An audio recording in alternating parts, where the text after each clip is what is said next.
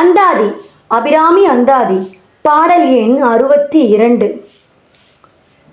தங்க சிலை கொண்டு தானவர் முப்புறம் சாய்த்து மத வெங்கண் கரியுரி போர்த்த செஞ்சேவகன் மெய்யடைய கொங்கை குறும்பை குறியிட்ட நாயகி கோக்கனக செங்கை கரும்பும் மலரும் எப்போதும் என் சிந்தையுள்ளே.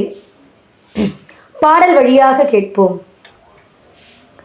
தங்க சிலை கொண்டு தானவர் முப்புறம் சாய்த்து மத